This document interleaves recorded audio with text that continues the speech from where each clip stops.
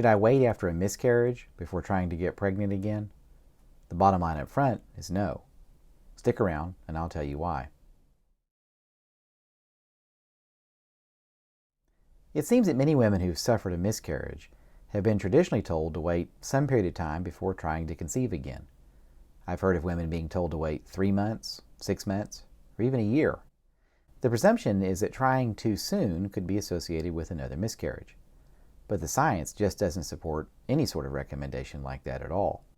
A 2016 review of 16 studies, including over 1 million patients, concluded that inter-pregnancy intervals of less than 6 months were associated with a reduced risk of miscarriage and preterm delivery, with no difference in things like low birth weight babies or risks of preeclampsia or stillbirth.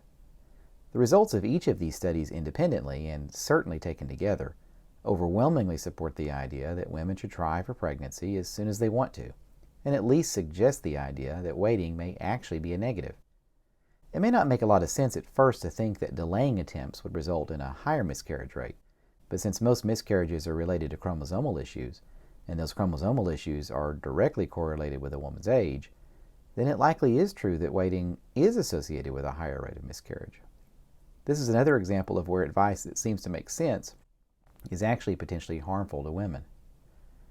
Some have recommended waiting until after the next menses before trying again. The idea behind this was simply to have an accurately recorded last menstrual period from which to date the pregnancy. In the United States and other high-resource areas where ultrasounds for dating in the first trimester are almost always performed, this too is unnecessary, although it may make some sense in low-resource areas where ultrasounds are not common. But a woman will resume ovulation before the first menses after a miscarriage, and if she does become pregnant from that ovulation, that's okay. Should you ever wait a longer time after a pregnancy loss to try to conceive? Perhaps in the case of some ectopic pregnancies and always in the case of molar pregnancies. In the case of an ectopic pregnancy, you may need to heal from the surgery or go through at least one ovulation cycle after receiving methotrexate before you conceive.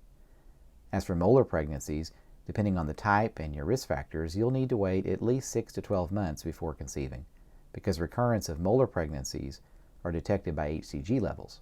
So if you get pregnant during that time period, it can be difficult to tell the difference between recurrent molar pregnancy and a new normal pregnancy.